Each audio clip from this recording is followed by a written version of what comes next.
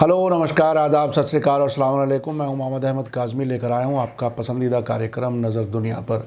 Middle east में जहां Joe Biden सरकार ने सऊदी अरब के क्राउन प्रिंस मोहम्मद बिन सलमान को जमाल खाशोगी के कत्ल का जिम्मेदार बताकर सख्त मैसेज दिया है, दूसरी तरफ अमेरिका की नई सरकार ईरान और इलाके में उसका नज़रिया रखने वाले रेजिस्टेंस फोर्सेस को भी सख्त मैसेज देने की कोशिश कर रही है। अमेरिका ने इराक और सीरिया के बॉर्डर से लगे इलाकों में कताइब हिजबुल्लाह और कुछ दूसरे रेजिस्टेंस ग्रुप्स के ठिकानों पर हमले किए हैं और कहा यह जा रहा है कि इराक में अमेरिकी फ़ौजों पर होने वाले हमलों का जवाब दिया गया है। इसके दौरान इराक के फॉरेन मिनिस्टर ने एक महीने में दूसरी बार तेहरान का दौरा किया है। अमेरिका ने इन हमलों के बाद इराक में अपने फ़ौजियों को अलर्ट कर दिया है। बताया ये जा रहा है कि ईरान ने कहा है कि वो इलाके में दाइश जैसे टेररिस्ट ग्रुप्स को सर नहीं उठाने देगा। ईरान के अल आलम टीवी चैनल ने हालात का जायज़ा लेते हुए कहा है कि क्या अमेरिका ईरान और हिजबुल्लाह को कोई ख़ास मैसेज देना चाहता है। आखिर तक ज़रूर देखें।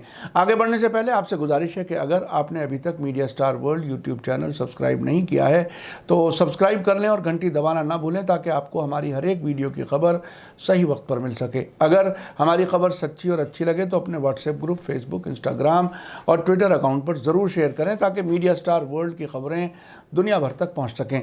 खबर यह है कि अमरीकी जंगी जहाज़ों ने हाल ही में इराक और सीरिया के बॉर्डर पर कताइब हिजबुल्लाह के ठिकानों पर बमबारी की है। इराक के रेजिस्टेंस ग्रुप से नज़दीक समझे जाने वाली साइबरीन न्यूज़ ने फ्राइडे को बताया था कि अमरीकी जंगी जहाज़ों ने इराक और सीरिया के बॉर्डर के नज़दीक एक इमारत और अल बु कमाल और अल कायम के बीच में मौजूद एक जगह पर बमबारी की है, जिसमें 17 लोगों के मारे जाने और दर्जनों के जख्मी होने की खबर है। अमेरिका के अखबार वॉल स्ट्रीट जर्नल ने जानकार सोर्सेज के हवाले से लिखा है कि जिस इमारत को अमरीकी जंगी जहाज़ों ने निशाना बनाया है उसे अमरीकी फ़ौजियों पर हमले के लिए इस्तेमाल किया गया था।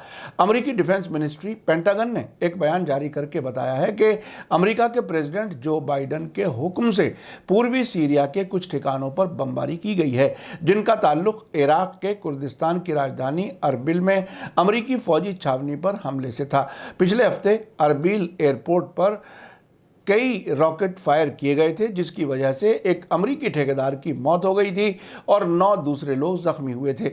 इस हमले की जिम्मेदारी एक अनजान ग्रुप सराया औल आज़म ने ली थी। इराकी अवाम अपने मुल्क से अमरीकी फ़ौजियों की वापसी चाहती है। इराकी पार्लियामेंट ने इस सिलसिले में एक कानून भी पास किया था। इस बीच सैटरडे को इराक के फॉरेन मिनिस्टर फवाद हुसैन ने तेहरान में ईरान के फॉरेन मिनिस्टर मोहम्मद जवाद ज़रीफ से मुलाकात की है। दोनों मुल्कों के फॉरेन मिनिस्टर्स ने इलाके के हालिया वाक़यात के बारे में तबादला ख्याल किया। दोनों लीडर्स ने इराक के मौजूदा वाक़यात पर बात की। जवाद ज़रीफ और फवाद हुसैन ने अपनी बातचीत में दो तरफ़ा ताल्लुकात पर भी गौर किया। इराक के फॉरेन मिनिस्टर का पिछले एक महीने के दौरान ईरान का ये दूसरा दौरा है। इराकी फॉरेन मिनिस्टर ने ईरान की नेशनल सिक्योरिटी काउंसिल के सेक्रेटरी अली शमखानी से भी मुलाकात की है। शमखानी ने कहा है कि ईरान समेत टेररिज्म के खिलाफ जंग लड़ने वाले दूसरे मुल्क इलाके में दोबारा टेररिज्म को फैलने नहीं देंगे। अली शमखानी ने मुलाकात के दौरान अमेरिका की तरफ से इराक में की गई कार्रवाई की तरफ इशारा करते हुए कहा कि इराक से गैर मुल्की फ़ौजियों को निकाल बाहर करने के पार्लियामेंट के कानून को पास करने में देरी ही टेंशन और क्राइसिस के बढ़ने की वजह बनी है। अली शमखानी का कहना था कि आज इराक बासलाहियत मजहबी लीडरशिप, पॉलिटिकल लीडर्स की दूरंदेशी और रेजिस्टेंस ग्रुप्स की सरगर्मियों की वजह से फ़ख्र कर सकता है। उन्होंने कहा कि इसकी हिफाजत की जानी चाहिए। उन्होंने ज़ोर देकर कहा कि इराक में अमेरिका की हालिया कार्रवाई दाइश टेररिस्ट की सरगर्मियों को बढ़ाने के मकसद से की गई है। इस मुलाकात के दौरान इराक के फॉरेन मिनिस्टर ने कहा कि अमन का क़याम बगदाद की प्राथमिकता यानी प्रायोरिटी में है, क्योंकि वो बरसों से टेररिज्म का शिकार है। उधर बगदाद से खबर है कि इराक के सिक्योरिटी सोर्सेज ने बताया है कि सीरिया से लगने वाले इराक के बॉर्डर पर अमरीकी बमबारी के रिएक्शन के डर से इराक में मौजूद अमरीकी फ़ौजियों को अलर्ट कर दिया गया है। ईरान की स्टूडेंट्स न्यूज़ एजेंसी इस्ना के मुताबिक अमरीकी फ़ौज ने इराक में मौजूद अपने फ़ौजियों के लिए अलर्ट की सतह बढ़ा दी है। यही वजह है कि इराक की अल बलद छावनी में अमरीकी फ़ौजी हाई अलर्ट पर हैं। इन अमरीकी फ़ौजियों से कहा गया है कि वे छावनी के बाहर अपनी हिफाजत के लिए होशियार रहें। इस सोर्स के मुताबिक इराक़ में अमरीकी फ़ौजियों का हाई अलर्ट आगे कई दिनों तक जारी रह सकता है। इस पूरे वाक़े पर ईरान के अरबी ज़बान के अल आलम टेलीविज़न चैनल ने जायज़ा पेश करते हुए कहा है कि अमेरिका का दावा है कि ये हमले इराक़ी कुर्दिस्तान के अरबिल एयरपोर्ट और बगदाद के ग्रीन जोन में किए गए हमलों के जवाब में हैं। हालांकि अरबिल में हमले के जिम्मेदारों का अभी तक पता नहीं चल सका है और बगदाद में हालिया दिनों में अमरीकी एम्बेसी पर हमले को अब भी सियासी एक्सपर्ट्स शक की नज़र से देख रहे हैं और ये भी कहा जा रहा है कि ये हमले इसलिए भी कराए गए हैं ताकि इराक़ के रेजिस्टेंस मोर्चे के ख़िलाफ़ अमेरिका की कार्रवाई का रास्ता साफ हो सके। ये हमला बाइडन के सीधे ऑर्डर के बाद हुआ है और पेंटागन ने जो बयान जारी किया है उससे यही पता चलता है कि ये हमला दरअसल ईरान, हिजबुल्लाह और इराक़ और सीरिया के रेजिस्टेंस मोर्चे के लिए एक तरह का मैसेज है, जिसका साफ मतलब यही है कि रेजिस्टेंस मोर्चे पर हमले के लिए सऊदी अरब और इजराइल के मोर्चे से बाइडन के ख्यालात पर असर करने के लिए जो कोशिश की जा रही थी वो कामयाब रही है। वैसे भी आजकल जो खबरें मिल रही हैं उनसे यही पता चलता है कि नेतन्याहू और बिन सलमान की टेलीफोनी बातचीत का ख़ास सब्जेक्ट ईरान रहा है। वैसे एक तरह से पूर्वी सीरिया में अमेरिका के हमले को ईरान के न्यूक्लियर मामले का दूसरा रुख भी कहा जा सकता है।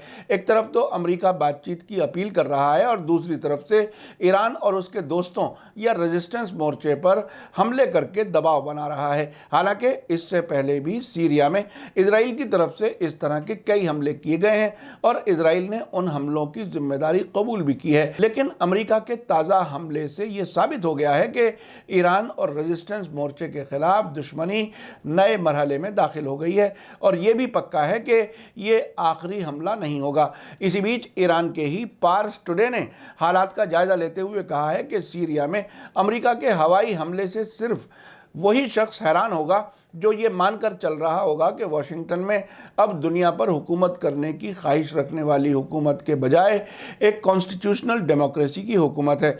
अमेरिका में हुक्मरान पार्टी डेमोक्रेट्स का ये पसंदीदा दावा है कि कोई भी इंसान वक्त को वापस नहीं लौटा सकता। अभी तक जो बाइडन के बारे में बस इतना ही कुछ कहा गया है कि वे डोनाल्ड ट्रंप के पिछले 4 वर्षों के फैसलों को बदल देना चाहते हैं और शुरुआत वहीं से करना चाहते हैं जहां से बराक ओबामा ने 2016 में छोड़ा था। आपको याद होगा कि ट्रंप ने भी सीरिया पर बमबारी की थी और सो कॉल्ड केमिकल हमलों के बाद ट्रंप ने 2 मौक़ों पर क्रूज मिसाइलों से हमला किया था। इसी तरह से 1 साल पहले इराक़ी वॉलंटरी फोर्स के ठिकानों को निशाना बनाया था और बगदाद एयरपोर्ट के नज़दीक ईरान के कमांडर जनरल कासिम सुलेमानी और इराक़ के हश्द शाबी के डिप्टी कमांडर अबू मेहदी अल मोहंदिस का ड्रोन हमले में कत्ल किया था। उस वक्त बाइडन समेत कांग्रेस में डेमोक्रेट्स और करीब अमेरिका के सभी मीडिया हाउसेस ने इसकी मजम्मत की थी, लेकिन अब वही सब बाइडन सरकार के ज़रिए की गई बमबारी को सही बता रहे हैं। ट्रंप के इन गुनाहों को अमेरिकी इस्टेब्लिशमेंट ने कबूल करने से इनकार कर दिया था, जबकि पिछले हफ्ते ही बाइडन ने कहा था कि अमेरिका इज़ बैक यानी अमेरिका वापस अपने पहले के रास्ते पर आ रहा है। ट्रंप ने जब किसी पर बमबारी का गुनाह किया तो इसके बारे में ट्वीट करके जानकारी दी, लेकिन नई हुकूमत बहुत ही चालाकी से काम कर रही है। पहले वो मीडिया में कुछ खबर लीक करती है। ट्रंप की काउबॉय वाली ज़बान के बजाय बाइडन के अफसरान बहुत ही चुने हुए अल्फाज का इस्तेमाल करते हैं, जैसे कि रक्षात्मक सटीक हमले यानी डिफेंसिव प्रेसिजन हमले और हालात को डी एस्केलेट करने के लिए फौजी रद्द-ए-अमल। मीडिया पूरी तरह से वही ज़बान बोल रहा है।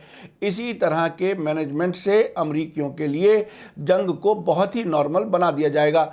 इस हालत में कोई इस बात की परवाह नहीं करेगा कि सीरिया में अमेरिका को बमबारी और हमलों का कोई कानूनी हक भी है या नहीं। बाइडन सरकार की पॉलिसीज़ पर गहरी नज़र रखने वाला कोई भी शख्स ये कह सकता है कि बाइडन सरकार सीरिया के प्रेसिडेंट बशार अल असद को किसी भी कीमत पर हुकूमत से हटाना चाहेगी, चाहे उसके नतीजे कुछ भी हों।